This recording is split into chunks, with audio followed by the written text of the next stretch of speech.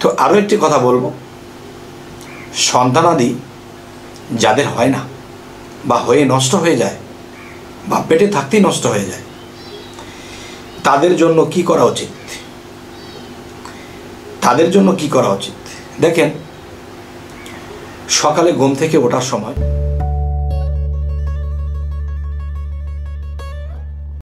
বিসমিল্লাহির রহমানির রহিম। হে সমস্ত জগতবাসী, আশা করছি আপনারা সকলেই ভালো আছেন। তবে আজকের যে আলোচনাটি আপনাদের সামনে নিয়ে আসলাম, সেই আলোচনাটি অবশ্যই খেয়াল করে শুনবেন। আজকের আলোচনাটি হলো যে মানুষে অনেক কথা বলে থাকে যে ইউটিউব দেখে মানুষ নষ্ট হয়েছে, ইউটিউব দেখে মানুষ পথ পেয়েছে, ইউটিউব দেখে মানুষ সুশৃঙ্খল হয়েছে, আবার কেউ উশৃঙ্খল হয়েছে। যাক, ছোট একটা কথা আগে বলে নিই। আমাকে অনেক ইউটিউবের ভক্ত, এদের মধ্যে কেউ বলেছেন যে আমি নিঃসন্তান ছিলাম, আমার কোনো সন্তানাদি ছিল না, বহু বছর বিবাহ হয়েছে, আমার কোনো সন্তানাদি হচ্ছিল না, বিভিন্ন কাল দৃষ্টি, বিভিন্ন এই সমস্যা সেই সমস্যা, আমার সন্তানাদি হচ্ছিল না, আর যদিও হতো নষ্ট হয়ে যেত। এখন আমার স্বামী তো বিতৃষ্ণা হয়ে গেছে। তখন আপনার এই ইউটিউব শুনলাম যে কিছু কিছু জায়গায় যে পর্বগুলো দিয়েছি তা শুনে শুনে তিনি বিশ্বাস আনলেন আল্লাহর প্রতি, রাসূলের প্রতি, এবং এই কথাগুলোর প্রতিও বিশ্বাস এনেছে এবং সেই নিয়মে তিনি থেকেছে এবং করেছে। আল্লাহর রহমত। তিনি দেখেন, আমি কিন্তু উসিলা, আল্লাহই করেছে। তো যে নিয়মকানুনগুলো দেওয়া হয়েছে, ইনশাল্লাহ তার ফুটফুটে সন্তান হয়েছে। তো তিনি আমাকে জানিয়েছেন, আমি আল্লাহর কাছে লাখো কোটি শুকরিয়া করি যে কোনো কিছুই কিন্তু খারাপ নয়, ভালো, কিন্তু সেই ভালো জিনিসটাকে আমরা খারাপ করে ফেলি। যেমন যারা বলতেছে যে ইউটিউব দেখে মানুষ নষ্ট হয়ে যায়, আসলে কি দেখেন, সরকারি চাকরি করার জন্য যখন পুলিশদেরকে ট্রেনিং দেওয়া হয়, যখন অস্ত্র তুলে দেবে, তখন তাদেরকে কিন্তু একটা শপথ করানো হয় যে আমরা এইভাবে দেশ চালাবো, আমরা দেশের সন্ত্রাসকে নিয়ন্ত্রণ করব, চোর ডাকাতকে নিয়ন্ত্রণ করব, এবং যারা অতিরিক্ত খারাপ, ভালো হবেই না, তাদেরকে আমরা আটকাবো, জেল হাজতে নেব। তো এখন যে বিষয়টি, যেই অস্ত্রটি পুলিশদেরকে দেওয়া হয়েছিল, এই অস্ত্রের কিন্তু কোনো অপরাধ নেই বা এই অস্ত্রের কোনো দোষ নেই। দোষ কার?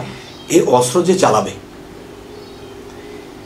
তো এই মোবাইল, ডেস্কটপ, এরপরে যে মানুষ ইউটিউব দেখে, তখন এর মধ্যে কেউ ভালো ভালো কিছুতে কোরআন তেলাওয়াত দেখছে, ভালো ওয়াজ দেখতেছে, ভালো আধ্যাত্মিক রুহানি জগতের আলোচনা শুনতেছে, ওলিয়া আউলিয়াদের বিষয়, এগুলো দেখে তারা ভিতরে প্রেম আসছে, ভালো লাগছে, জ্ঞান অর্জন হচ্ছে। আবার কেউ খারাপ সারাপ আছে, সেটি দেখতেছে। তো ইউটিউব কিন্তু আমাদেরকে বলেনি যে তোমরা খারাপ দেখো।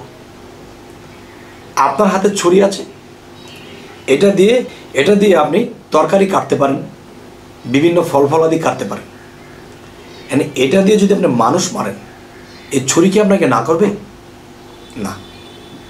তাহলে বিষয় যে ইউটিউবের মধ্যে ভালো ভালো যে জিনিসগুলো আছে, এগুলো আমরা দেখব, যা দিয়ে আমরা শিক্ষণীয় বিষয়, আল্লাহ রাসূলের পথ বা যে কোনো ভালো কিছু আমরা শিখব। শিক্ষণীয় বিষয় বহু আছে। তো এখন কথা হলো যে আমরা ভালো কিছু দেখব এবং ভালো কিছু দেখে অর্জন করে আল্লাহর পথের দিকে চলব।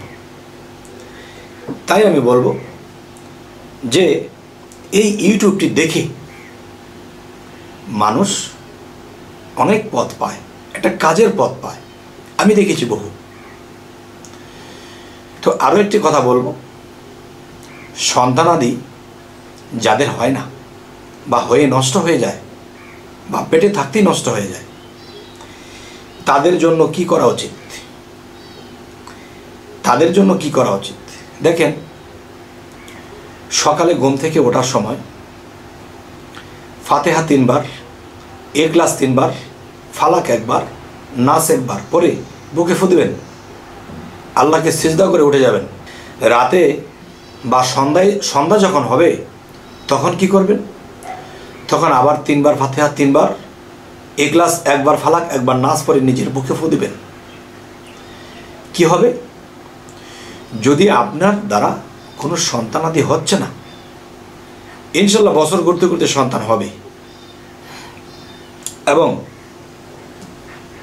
আপনি আপনার মধ্যে যদি কোনো কাল দৃষ্টি থাকে বা কোনো কিছুর খারাপ দৃষ্টি থাকে বা কেউ আপনাকে নষ্ট করে রাখে, সাথে সাথে নষ্ট হয়ে যাবে এবং আপনার শরীর ঠিক থাকবে, আপনার বাচ্চা ভূমিষ্ঠ হবে এবং আগে আল্লাহর রহমতে সুন্দর মতো সে পৃথিবীতে আসবে, সে জন্ম নিতে থাকবে এবং পরবর্তীতে পৃথিবীতে ভূমিষ্ঠ হয়ে এসে যাবে। তবে যতদিন পর্যন্ত গর্ভে সন্তান থাকবে, এর আগ পর্যন্ত এই জিনিসগুলো চলবেই। তবে আজকের আলোচনাগুলো কেন করলাম? অনেক ব্যক্তি আমাকে বলেছে যে দেখেন, ইউটিউব দেখে দেখে মানুষ নষ্ট হয়। আমি কি হ্যাঁ, নষ্ট হয় আর ভালো হয়, আর ভালোই বেশিরভাগ হয়, নষ্ট খুব কমের ভাগ হয়। কেননা মানুষের অজানা জিনিসগুলো জানতেছে।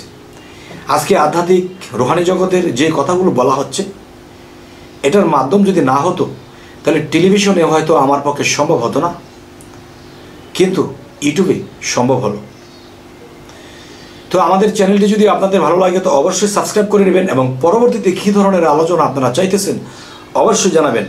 সকলেই ভালো থাকবেন। আল্লাহ হাফিজ।